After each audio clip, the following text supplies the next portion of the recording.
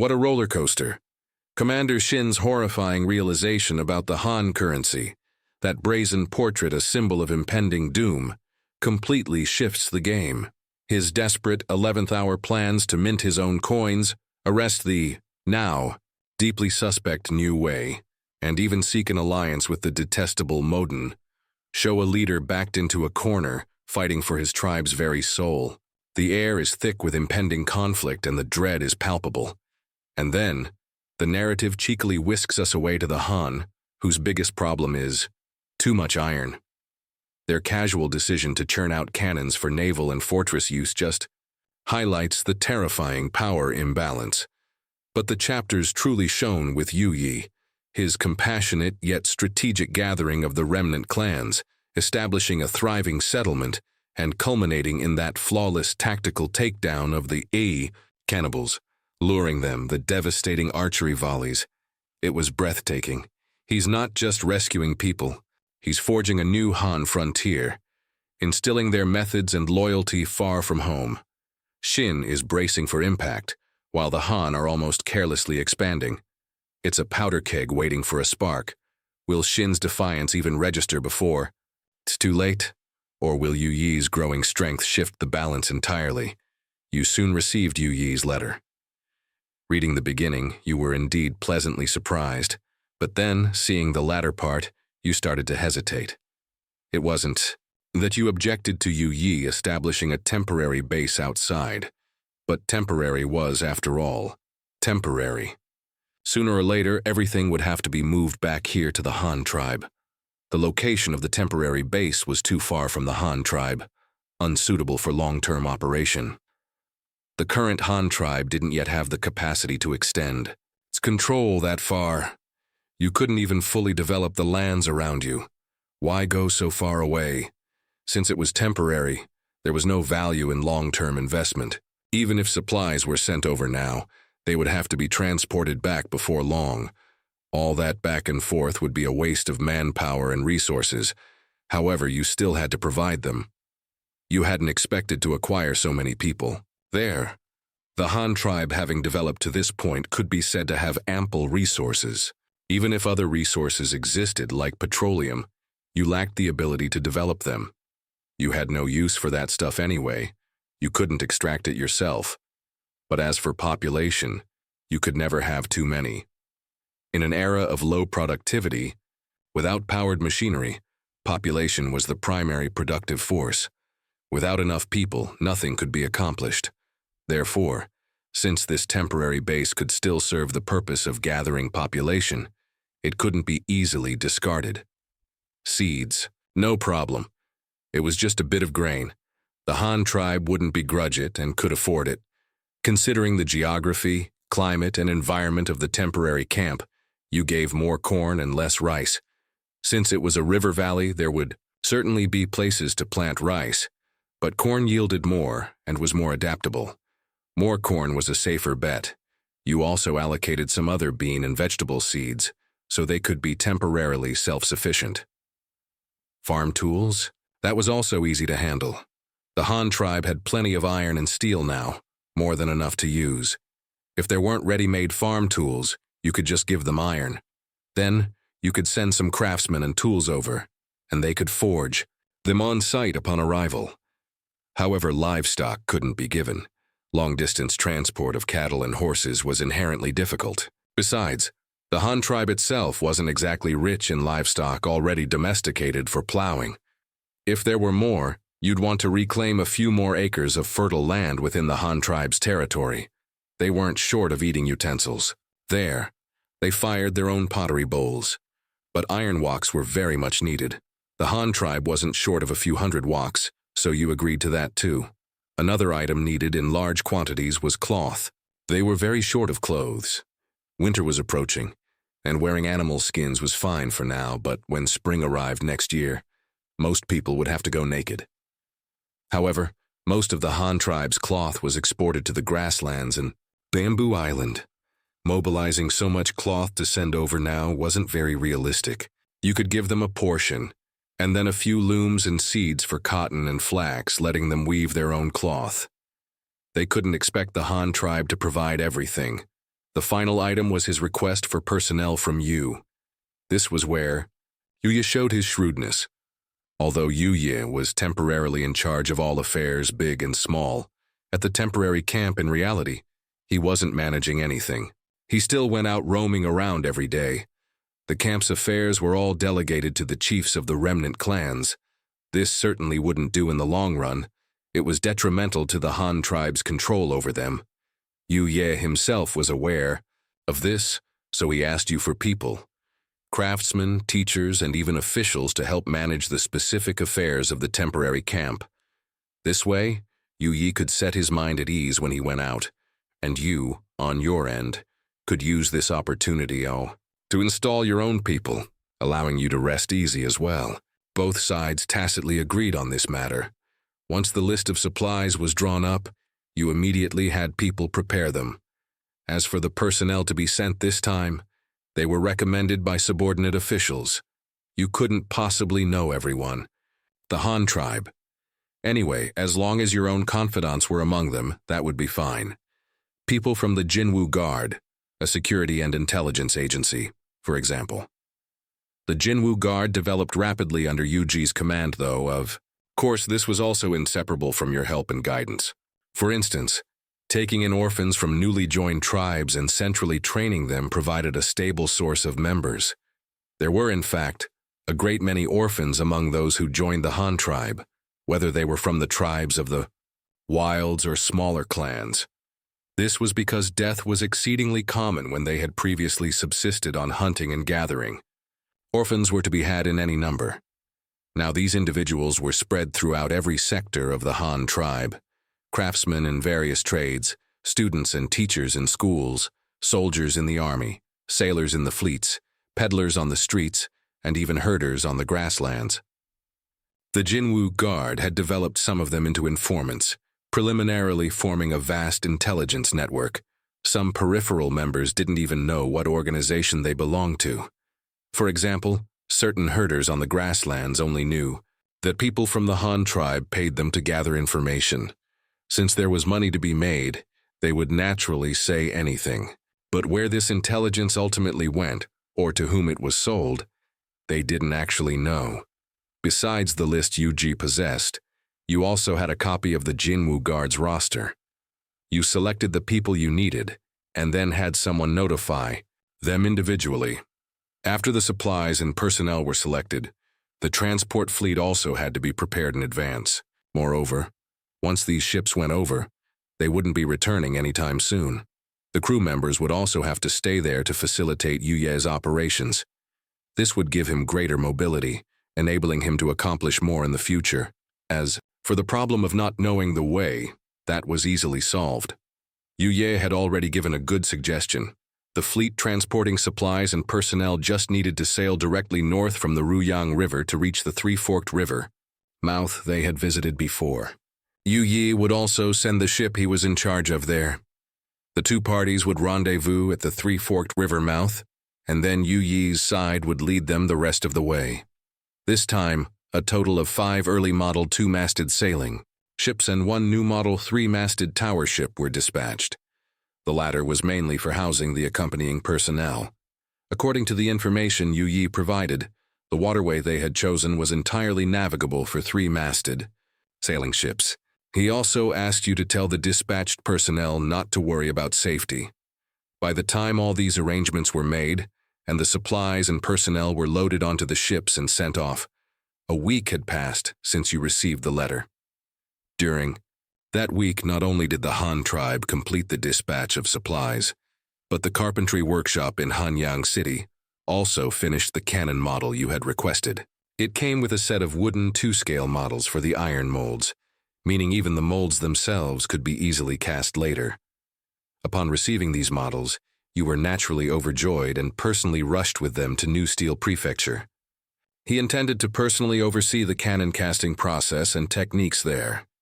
However, just as he was enthusiastically directing personnel to make the iron molds for casting cannons, an urgent and top-secret letter was delivered into your view. The letter was from Yu Ji. Its contents sourced from the Jinwu Guard's own intelligence channels, detailed a series of matters concerning the arrest of Elder Niu Wei of the Xin Tribe's merchants. This matter was undoubtedly a bombshell for the Han Tribe and for you, throwing all your original plans into disarray. Just as you was still wondering what to do, another letter was delivered into your hands the next day. This time, it was from Shu Ya on Bamboo Island. The contents of this letter made you frown deeply, for it actually stated that the Xin Tribe had strictly ordered its delegation not to promote the use of currency on Bamboo Island. Shu Ya's letter didn't contain much. He had been confined to the delegation's residence and couldn't obtain much information. He merely described the recent progress of the delegation's work in various aspects, and then recounted what Niu Wei had said to him some time ago. Finally, he mentioned that a few days prior, the Xin Chieftain had specifically sent someone to forbid the Han Tribe from promoting currency, and their attitude was very firm. They had even dispatched people to keep a daily watch. These individuals would observe every transaction between the delegation and the local indigenous people. Currently, the Xin Tribe's attitude was relatively stable. They only forbade the delegation from promoting currency, but didn't prevent them from trading with the locals, nor did they excessively restrict their range of activities. It seemed they weren't yet prepared to escalate the conflict, possibly because they didn't want to go to war with the Han Tribe yet. Yuji's other intelligence report was much more detailed. His intelligence network could even reach Niu Wei, who was currently being held in secret custody, and had obtained a good deal of useful information from him. When Niu Wei first came to the Han Tribe, he had planned to poach technical talent. They did indeed succeed in recruiting some, but these were individuals you had secretly planted. The group Niu Wei poached were, in fact, the first members of the Jinwu Guard. You had initially instructed Jin Yi to select some trustworthy Han Tribe elders and have them disguise themselves as unaffiliated wild folk from outside the tribe. They then worked alongside Niu Wei's men at the construction site in Liuyang Prefecture. Superficially, these individuals' backgrounds had no connection to the Han Tribe. However, because they had worked for the Han Tribe, they possessed some technical skills, more or less. Thus, they were quickly noticed by Niu Wei, who then contrived to recruit them. The orders these individuals received were to infiltrate the Xin Tribe. Since the other party actively recruited them, they naturally accepted. Later, when the Han Tribe dispatched a delegation to Bamboo Island, these skilled wild folk were sent along to the Xin Tribe. Because their skills were in demand, they were quickly given important positions by the various elders. Nearly 2 years had passed since then, and these individuals had long since become the core backbone under the Xin Tribe's Council of Elders. Therefore, these individuals knew a great deal about the movements of the Xin Tribe's elders and the subtle machinations among the Xin Tribe's upper echelons. This even included Niu Wei's arrest. They had even participated in the arrest plan alongside several elders. Even now, with the Xin Tribe's upper echelons having clearly defined their antagonistic relationship with the Han Tribe, these individuals were not suspected in the slightest. This was precisely because the identity you had initially assigned them was wild folk not belonging to the Han Tribe. Since they weren't from the Han Tribe, just wild folk who had previously worked there, what was there to suspect? Later that year, after Yuji took over the Jinwu Guard's intelligence network, he vigorously developed intelligence transmission channels. Through frequent trade between the delegation and the local indigenous people of Bamboo Island, Yuji recruited some of the island's natives as couriers. These indigenous couriers were only responsible for transmission and did not come into contact with the content of the intelligence, making them very secure. It was precisely through these couriers that he re-established contact with the Jinwu Guard spies who had been undercover for nearly 2 years. A lot of intelligence came from the spies. One who was doing well under Elder Jin reported that Elder Jin had recently received orders from the Grand Chieftain to work with Elder Qi to develop the Xin Tribe's own currency as soon as possible. This spy even had the good fortune to become one of the project leaders. Furthermore, it was this same spy who successfully made contact with the detained Niu Wei and learned about the circumstances of his arrest. Niu Wei himself said that the Xin Chieftain had summoned him late at night, claiming to have produced several currency samples, and asking him to take a look and offer some opinions. Niu Wei didn't think much of it, but as soon as he entered the room, he was pinned down by people hidden there. It was late at night, so few people saw. The unlucky fellow was secretly imprisoned in a hidden chamber within a cave in Clear Spring Valley, the same cave Elder Qi had previously used for tool development. Unexpectedly, it turned out to contain a secret chamber, manually excavated by the Xin Tribe long ago, and many elders knew about it. However, Niu Wei was just an elder. Promoted midstream, he had run off on a diplomatic mission to the Han Tribe right after his promotion, and had no idea about such secrets known only to the old guard. Additionally, this spy under Elder Jin also reported that the Xin Tribe was torturing Niu Wei, trying to extract various pieces of intelligence about the Han Tribe from him. Based on his observations of Elder Jin, Niu Wei had likely already revealed some things. The spy also inquired whether they should try to rescue Niu Wei or simply eliminate him, to prevent the fellow from disclosing all of the Han Tribe's affairs. This was the situation regarding Niu Wei's handling within the Xin Tribe. Another important piece of intelligence from a different spy stated that the Xin Tribe had already dispatched envoys to the grasslands to contact Modun. The purpose was not yet clear. Beauty had already issued orders for the intelligence network on Modun's side to investigate this, and it would likely take some time to get accurate information. However, looking at it up to this point, and piecing together the existing intelligence, it wasn't difficult to discern the true intentions of the Xin Tribe's upper echelons. They had likely already discovered the Han Tribe's intention to occupy Bamboo Island, which was why they were so forcefully preventing the Han Tribe from promoting currency there. Niu Wei's intention to lure the entire Xin Tribe leadership to the Han Tribe must have also been detected by them. Otherwise, they wouldn't have arrested Niu Wei. But they hadn't taken any explicit action against the Han Tribe's delegation, even allowing them to continue trading with the local indigenous people. This indicated they weren't yet prepared for a direct war with the Han Tribe. Coupled with their proactive contact with Modun on the grasslands, an enemy of the Han Tribe, it was almost unnecessary to guess what they were up to. They couldn't defend themselves at sea, so their only option was to use Modun to tie down the Han Tribe. As the saying goes, the enemy of my enemy is my friend. Although the Xin Tribe's leadership had never heard this saying, it didn't stop them from making the same decision. The Xin Tribe alone wasn't fearsome. Without ships, they couldn't even reach the mainland, only able to send a few people over at a time via that hidden land bridge. Modun alone wasn't fearsome either. Although that fellow had many men, was aggressive and very cunning, his lack of resources meant he currently posed no significant threat to the Han Tribe. But now, these two tribes were about to unite. One had people, the other had resources. Once they complemented each other's shortcomings, these two tribes would become a threat to the Han Tribe. However, after such a long period of development, you weren't too worried about these two anymore. The Han Tribe already had cities on the grasslands.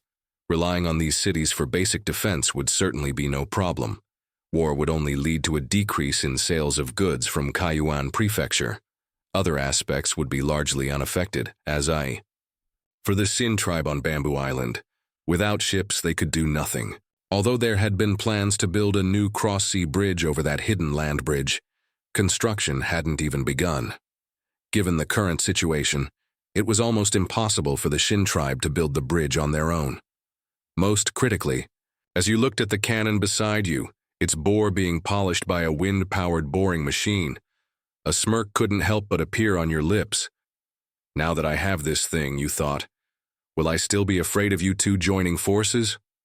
With the aiming equipment sorted, the final step was the firing mechanism.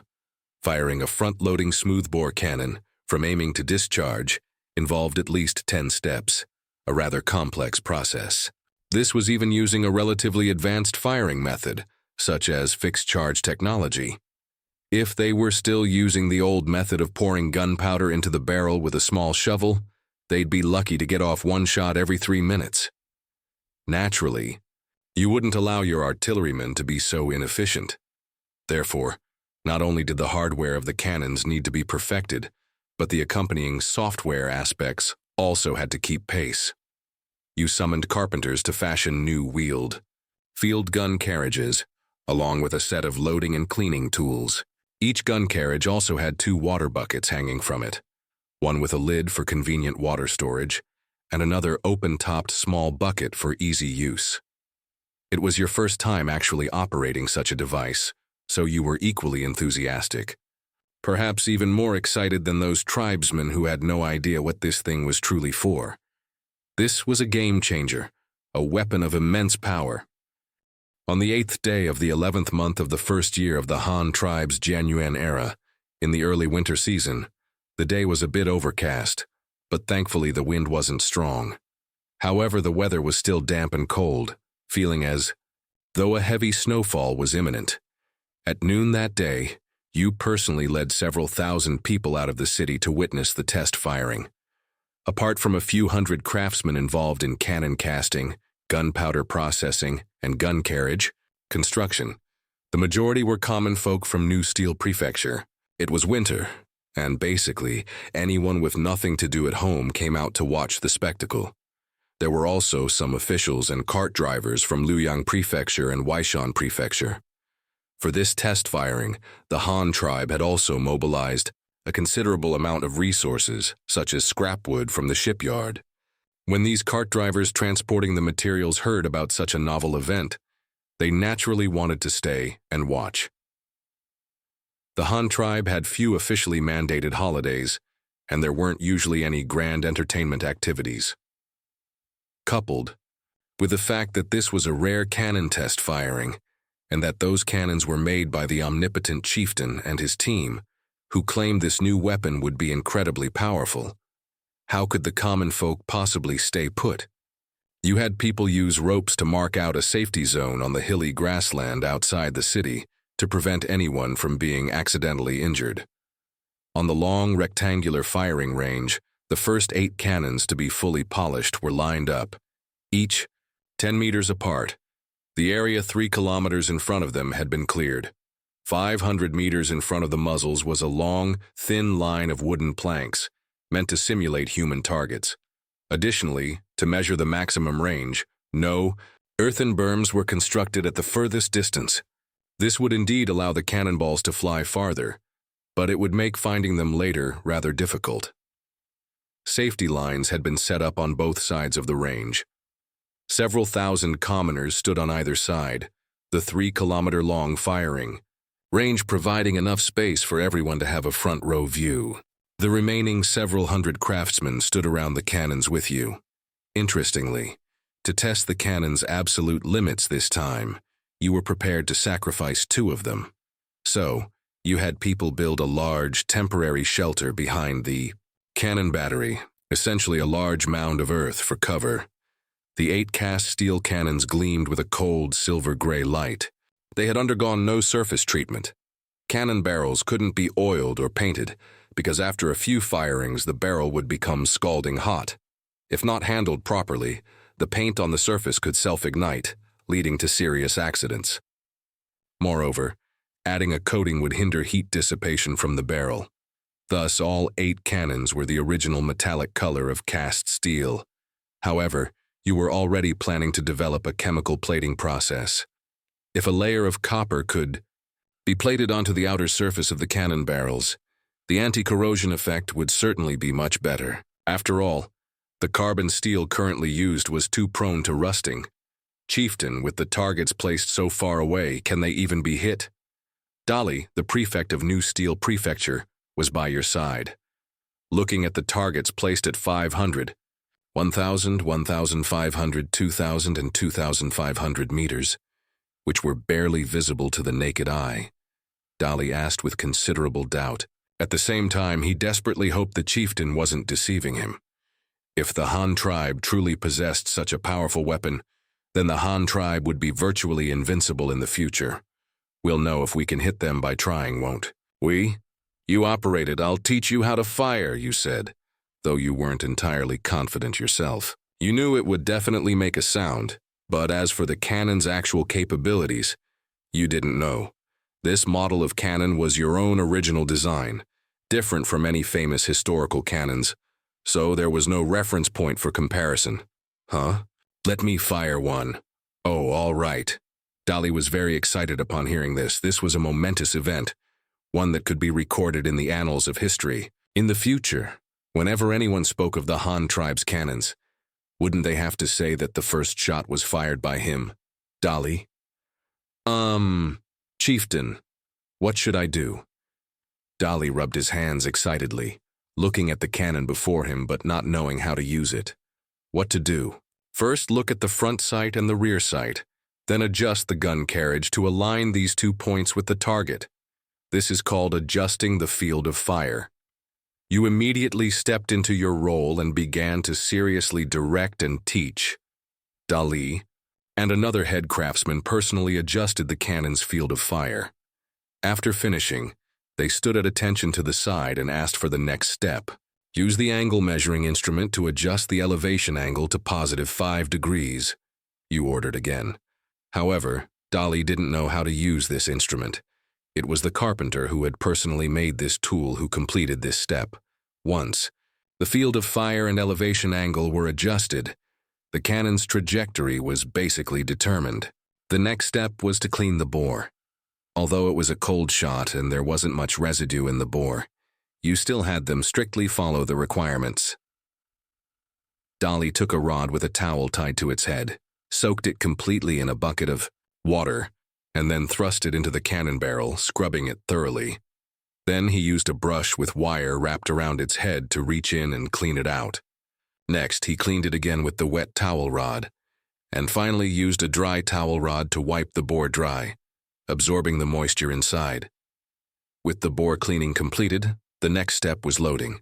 You immediately began to give them orders. 1. Measure of gunpowder, load.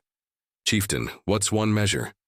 Dali still didn't quite understand these specialized artillery operation terms. 1 measure of gunpowder is an amount of gunpowder equal in weight to the cannonball. We use paper cartridge. Fixed charges, 1 measure is 1 bag. They are all marked with Han characters, you explained, pointing to the nearby gunpowder box. Oh, I understand. Dali picked up a paper-wrapped gunpowder charge marked 1 measure and inserted it into the cannon's muzzle. Then, under your guidance, he used a thick-headed rammer to push the gunpowder to the bottom of the bore. Next, he took an iron ball, inserted it into the muzzle, and again used the rammer to drive it in and pack it tightly. This concluded the loading steps. The final stage was preparation before firing.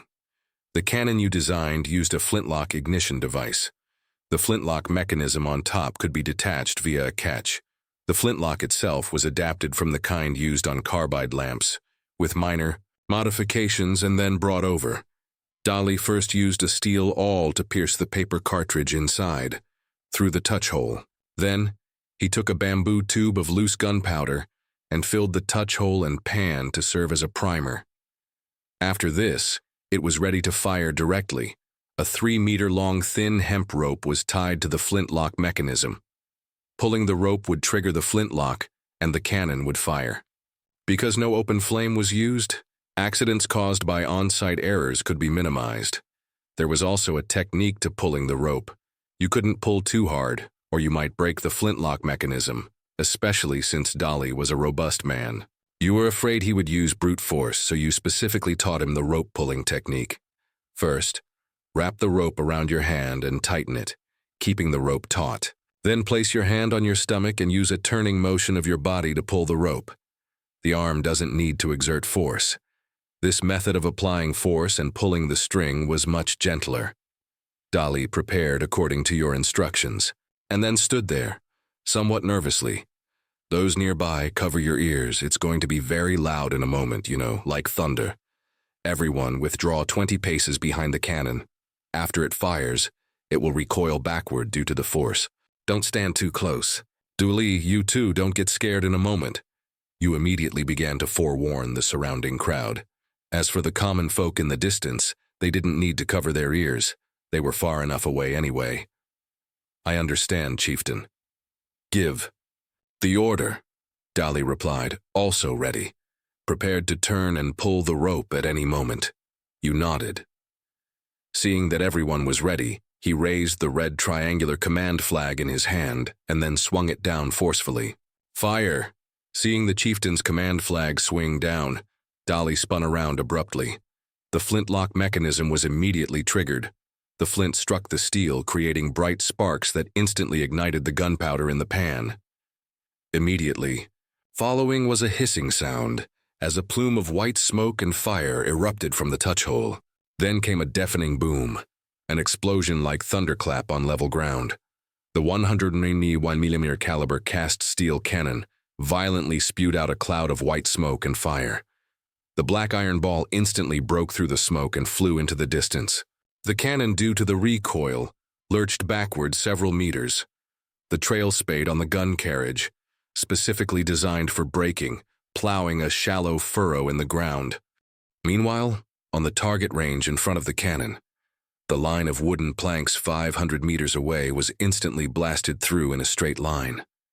Countless wooden fragments were thrown high into the sky like falling snow. The iron ball continued its flight. At 1,000 meters, it again smashed through a line of planks. Then at 1,500 meters, the cannonball began to descend towards the ground, crashing into the group of planks with a thud. Due to the cold weather and hard ground, the cannonball bounced back up after hitting the ground, causing a ricochet. It then landed and bounced again, repeating this 3 times before the cannonball lost its kinetic energy and came to a complete stop. However, by this time, after several bounces, the cannonball had already flown to a position 1,800 meters away. The target group at 1,500 meters had also been completely pierced. Such astonishing power startled the several thousand people present. Everyone exclaimed in amazement. Only you remained relatively calm because the result was quite consistent with his estimated values. Quickly, go verify the target and measure the distance. Remember to find all the impact points from the bounces. You immediately ordered the people beside you.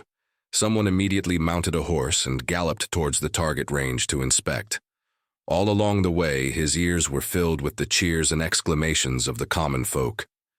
Good heavens, this thing called a cannon is actually so powerful, it can throw an iron ball that far. Of course, this was invented by our chieftain. How could it not be powerful? I saw a large patch of those wooden planks get blown away from way over here. If that were a group of people standing there, yikes, I daren't imagine. How many people would that thing kill with one shot? Hey, do you guys know what that cannon fires? I think I saw a black shadow fly past just now, and then a whole bunch of planks were blown away. That thing flew too fast. I didn't see it clearly at all. I don't know either. Maybe it was a big rock. Nonsense. You don't understand, do you? That's a cannon. It fires iron balls. 1 iron ball weighs 10 jin. They stuffed that iron ball into the cannon and blasted out with gunpowder. A 10 jin iron ball. Good heavens, no wonder it's so powerful. But how much does it cost to fire like this? Can they even find it after it's fired? Probably. Look, isn't someone on horseback going to look for it? The target verifier quickly found the cannonball's landing spot. After all, a cannonball couldn't change direction mid-flight. As long as they followed the trajectory, they would definitely find it. The first impact point was found at a distance of 1,650 meters. It was located right in the center of target area number 3. Amidst a line of shattered wooden planks, there was a very distinct, long, shallow pit in the ground, plowed out by the cannonball. The final landing spot of the cannonball, after measurement, was determined to be 1,820 meters. It had bounced a total of 3 times in between, as witnessed by nearby commoners. The impact craters from the ricochets were also found on the ground. As for the targets in between, there was no need to even look, because any target on this line was not left intact. The target verifier quickly ran back with the cannonball and reported the actual firing data of this shot to you. The recorder, who had been prepared nearby, also jotted down this important information. After the test firing was over, this would be the best material and proof for compiling range tables. While the target verifier was inspecting the target, You directed the crowd to reset the cannon, and then instructed them to begin cleaning the bore. The first cleaning of the bore must be done with a wet towel rod. This point had to be strictly remembered because the purpose of using a wet towel, besides rapidly cooling the bore, was to effectively extinguish any lingering embers from the previous shot. If this step were omitted, there was a possibility that the paper-wrapped gunpowder charge could ignite on the spot during the second loading, thereby causing a serious accident. Fortunately, you had taught them the correct operating procedure before their first shot. In the future, as long as they maintained it, they could avoid more unnecessary injuries. After recording the information from the first shot and completing the resetting and cleaning of the cannon, you once again began to issue commands to the crowd. Field of fire, straight ahead target area. Elevation angle, 5 degrees, 1.5 measures of charge. Load. Prepare to fire. The test firing continued. Because there was no reference point, all the data had to be recalculated. They would have to fire for a long time that day to test the cannon's power and range under various different conditions, providing important information for establishing standard firing procedures in the future. The caliber of a 12-pounder cannon is 121 millimeters. This figure is based on the diameter of a 12-pound lead ball. However, you were using iron balls, so for the same volume, an iron ball is lighter, weighing about 10 jin. 12 pounds is approximately equal to 10.8 jin. Here, it's rounded to 10. Junbi, following your command, Dali retrieved a 15 jin powder charge from a nearby box, inserted it into the cannon barrel, rammed it to the bottom with the rammer, and then loaded an iron ball. Aiming at the target and pouring in the priming powder, once everything was ready, you decisively swung the command flag in your hand. With a boom even louder than before, a cloud of white smoke accompanied by flames erupted violently from the muzzle. The cannon recoiled sharply backward due to the force. This was the thing that irked you the most. Just resetting the cannon and re-aiming after each shot wasted a significant amount of time. In your eyes, the two large characters for obsolete seemed branded onto the gleaming cannon barrel. Yet, in the eyes of others, this was no less than a weapon of the gods, because the second shot had an even greater range. Once the shot was fired, this time, before you could even give the order, someone immediately went forward to check the impact point and the destructive effect. With the elevation, angle remaining at 5 degrees, increasing the powder charge by half, it would be against all reason if the cannonball didn't fly farther. Sure enough, the final measurements showed that the first impact point of this shot had already reached an astonishing 1850 meters, even farther than the final impact point of the previous shot. This time, the furthest impact point reached a monstrous distance of 2,280 meters. After recording this shot's data, you ordered again. Elevation 5 degrees, 2 measures of charge, load chain shot. What's chain shot? Dali asked curiously. Before you could answer, the head craftsman responsible for casting cannonballs brought over a chain shot, causing the onlookers to gape. In astonishment, chain shot consisted of two 10-jin iron balls connected by a 60-centimeter-long iron chain. It looked quite similar to the flying stone bolas you had used in your youth. In conventional naval battles, this was specifically used by navies. When engaging enemy ships, it was primarily used to destroy the opponent's masts, rigging, and other equipment. When fired, the two iron balls would spin relentlessly forward like a fan, capable of severing even the thickest mast with a single shot. However, it wasn't suitable for the Han tribe to use this kind of chain shot for its navy, because none of the Han tribe's adversaries had a navy, or even ships for that matter. So there were no masts or sails for them to target. Your idea was to use this chain shot against enemy massed infantry or cavalry formations. If one shot landed in the enemy's cavalry formation, it would be incredibly satisfying, like a harvester. Can this thing even be fired? Dali asked, somewhat astonished and skeptical. It can definitely be fired, but I don't know what the effect will be. For safety, everyone, stand a bit farther away this time, you explained. You genuinely didn't know how far chain shot could travel. Hearing this, everyone retreated some distance. Dali carefully loaded the 2 measures of powder and the chain shot. Since there wasn't a pre-packaged 2-measure charge, they had to load 2 1-measure charges at a time. The quality of the paper packaging couldn't withstand 20 jin of gunpowder, because the powder column would be too long and prone to breaking in the middle during handling. When using a double charge, to prevent delayed explosions, the ends of the 2 powder bags had to be pierced beforehand, and then rammed tight with the rammer before the chain shot could be loaded. Once the priming powder was poured into the touch hole, and Dali was ready to pull the lanyard, you again waved the flag, ordering the cannon to fire. With a tremendous boom, this time everyone saw the chain shot flying through the air because that thing was incredibly conspicuous in flight. However, embarrassingly, the spinning chain shot only flew a little over 300 meters before plunging into the ground. This was with a double charge. The effect was quite underwhelming. It didn't even hit the first group of targets 500 meters away. If the range was that short, it would be better to just fire canister shot for a more satisfying result. The surrounding crowd was silent, not knowing what to say.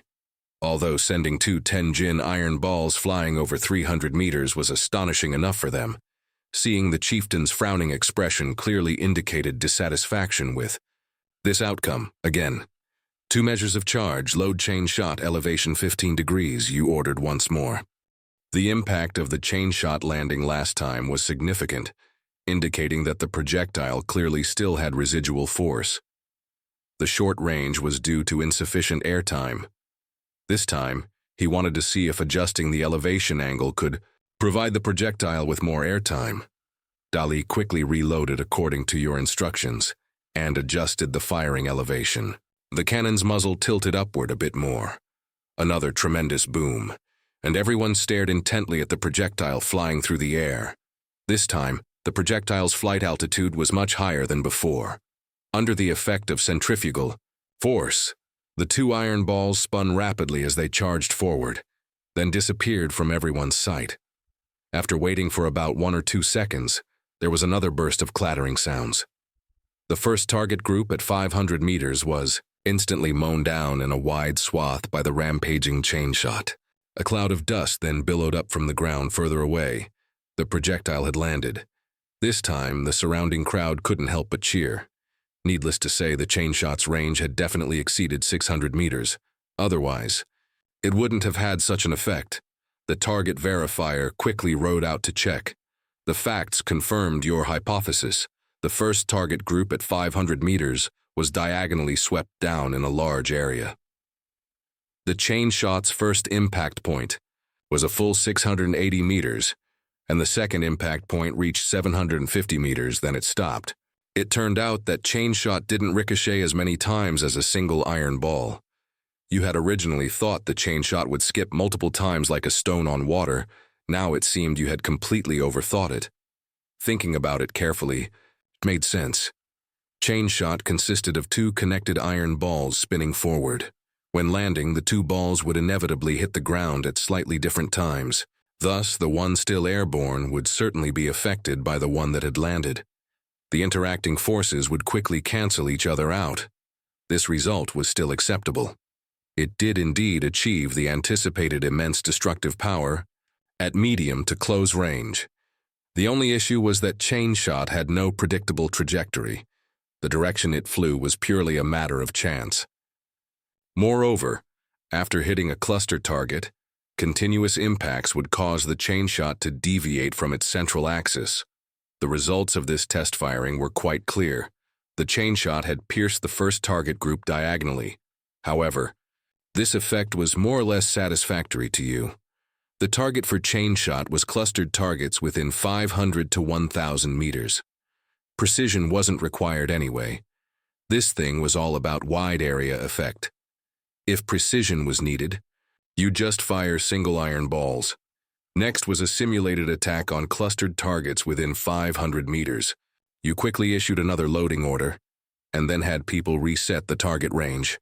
This time, all the targets used were scarecrows, standing in densely packed rows at distances of 200, 350, and 500 meters. 3 arrays in total, each array 2 layers deep in a dense formation. Field of fire 0 degrees left and right. Firing elevation 10 degrees, 2 measures of charge, load double canister shot. Dali didn't understand canister shot this time either. But before he could ask, the cannon-casting craftsman beside him had already brought it over. This thing was a cylindrical tin canister with a diameter matching the cannonballs. It was made by stamping, cutting, and finally hammering into shape. It was filled with small iron balls, 1.5 centimeters in diameter. One tin canister also weighed 10 jin. The total number of small iron balls in 2 canister shots was about 600. Once loaded, you waved the command flag. Another tremendous boom. The 2 tin canisters filled with small iron balls, under the immense bore pressure, disintegrated as soon as they exited the muzzle. Then the canister shot inside sprayed forward in a fan-shaped pattern. The scarecrow array at 200 meters was instantly blasted open, directly dismembering the 2 rows of scarecrows on the spot. The canister shot continued flying forward, again piercing the scarecrow array at 350 meters, and flew directly toward the more distant 500-meter target.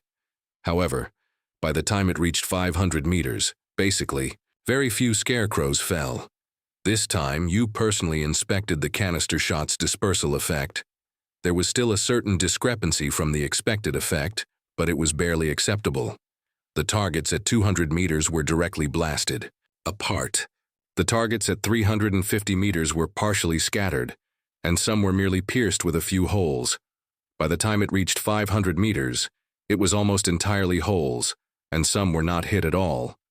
Because at such a distance, the dispersal area of the canister shot was already too large, making it impossible to track, and the gaps between the projectiles were terrifyingly large. It was normal for some targets to luckily escape being hit. This was with scarecrow targets. If it were live humans or livestock, you estimated it would be effective up to about 300 meters at most. Human and animal torsos are thick and contain skeletons, offering much more resistance to canister shot than scarecrows. You reckoned that after flying over 300 meters and passing through a few people, the remaining projectiles would lack the force to continue. If the target wore heavy armor, the effect would likely be even further diminished. But you could accept this effect.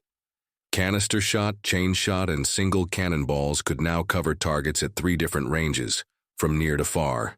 However, this was still not the limit of this type of cast steel cannon. If considering only the range of the projectile itself, it could actually be fired even farther. You quickly initiated an extreme test. First, 3 types of charges, 1, 1.5, and 2 measures, at 0 degrees left-right field of ice. Fire in 10 degrees elevation. When the cannon was at a 10-degree elevation, a 1-measure charge could directly hit 1850 meters. This was the same range achieved with a 1.5-measure charge at a 5-degree elevation. After this test, it was clear that next time you wanted to engage targets beyond 1850 meters, you could just use a 10-degree elevation, eliminating the need for a 1.5-measure charge at 5 degrees. The same range could be achieved while saving half the gunpowder, which was highly significant. With a 1.5-measure charge at 10 degrees elevation, the cannonball flew directly to 2,200 meters. The impact force was still very strong, bouncing 4 times before completely losing its kinetic energy. With a 2-measure charge at 10 degrees elevation, the cannon's range directly broke the 2,500-meter mark. The first impact point reached 2620 meters, and the final impact point even went beyond the 3,000-meter line. Though not by much, however, you still didn't give up. He again ordered a 10-degree elevation, 2.5 measures of charge, firing a single iron ball. This time, the range was even more terrifying. The first impact point reached 2,950 meters, almost breaking the 3,000-meter barrier directly. The cannonball's bouncing distance also significantly increased, with the final impact point reaching beyond 3,500 meters. You directly abandoned the experiment with a 3-measure charge. It wasn't because you feared the steel cannon would burst. You had great confidence in the cast steel core cooling process. The reason for abandoning the 3-measure charge was that the barrel wasn't long enough. 30 jin of gunpowder. The length of the powder column alone took up half the barrel's length. Add an iron ball, and how much acceleration distance was left for the iron ball? Moreover, you estimated that the remaining barrel length wasn't even enough for the gunpowder to fully burn and expand. Such an experiment was meaningless and too wasteful. Thus, the shelter you had carefully prepared went unused, because a 2.5-measure charge still couldn't do anything to the cast steel cannon. It remained perfectly fine. The barrel burst scenario you had envisioned simply didn't occur. After repeated tests with various angles, charge amounts, and projectile types, you finally collected a satisfactory set of experimental data, sufficient for compiling firing tables.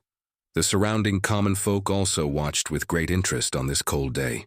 You then randomly selected 3 cannons for quality inspection.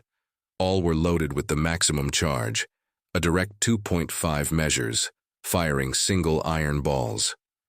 After firing 5 consecutive shots, a quality inspection of the cannons was conducted. The results were very satisfactory to you. After 5 consecutive shots at maximum charge, the cannons were still in excellent condition. In fact, due to the cold weather, the cast steel cannons hadn't even become excessively hot. It looked like they could continue firing a few more shots. After the quality checks were completed, you finally ordered a salvo of all 8 cannons.